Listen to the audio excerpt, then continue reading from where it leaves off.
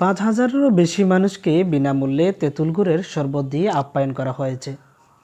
পহেলা বৈশাখে কুমিল্লা নগর উদ্যানের জামতলায় এই আপ্যায়ন করা হয়। কোয়ান্টাম ফাউন্ডেশন কুমিল্লা শাখা এই আয়োজন করে।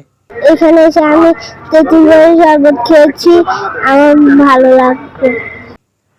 শরবত পান করতে আসা এমন কয়েকজন জানান, তেঁতুল গুড়ের শরবত বাংলার আবহমান কালের ঐতিহ্য। এটি হারিয়ে যেতে বসেছে। এটি অন্যান্য রাসায়নিক জুস ও ড্রিঙ্কস থেকে স্বাস্থ্যসম্মত। গরমে তেঁতুল গুড়ের শরবত দেহ মনে প্রশান্তি দিয়েছে। বাসাবাড়িতে আমরা এই শরবতের প্রচলন করব।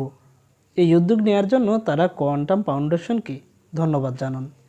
তেঁতুল গুড়ের শরবত এটা অত্যন্ত স্বাস্থ্যকর একটা জিনিস। এই বর্তমান রোদের প্রাকৃতিতে এই শরবতের ব্যবস্থা তারা করছেন, আমি তাদেরকে ধন্যবাদ দেই। গুড় শরবত আমাদের ঐতিহ্য প্রতীক। গুড়ের সাথে আমাদের সম্পর্ক গ্রাম থেকে, চিনি তো আজকে, কিন্তু গুড় তো শুরু থেকে আমাদের।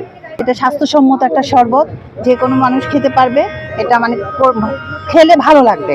কোয়ান্টাম ফাউন্ডেশন কুমিল্লা শাখার জ্যেষ্ঠ দায়িত্বশীল মোহাম্মদ রাসেল বলেন, আমরা প্রতি বছর তেঁতুল গুড়ের শরবত বিতরণ করি। এবারও পয়লা বৈশাখে কুমিল্লা নগর উদ্যানের জামতলায় ৫,০০০-এর বেশি মানুষকে আপ্যায়ন করেছি। এছাড়া কিছু প্রকাশনা এনেছি যা মানুষকে নৈতিক শিক্ষায় শিক্ষিত করবে। তেঁতুল এবং গুড় বিষয়টা হচ্ছে কি, এই রোদের মধ্যে, চৈত্রের রোদের মধ্যে তেঁতুলের শরবতটা হচ্ছে স্বাস্থ্যসম্মত।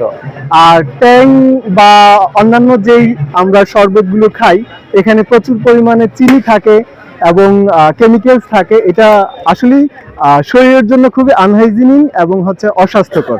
তো সেই হিসাব করি বাঙালির চিরায়ত ঐতিহ্য হচ্ছে তেঁতুল এবং গুড়। এটা দিয়ে হচ্ছে একটা সময় বাঙালি তাদের সেই দেহটাকে একটু শান্ত করার জন্য, একটু স্থির করার জন্য, একটু ভালো লাগার জন্য, সেই ঐতিহ্যটাকেই হচ্ছে আমরা এখন সবার সামনে তুলে ধরার জন্যই এই তেঁতুল গুড়ের শরবতের আয়োজন।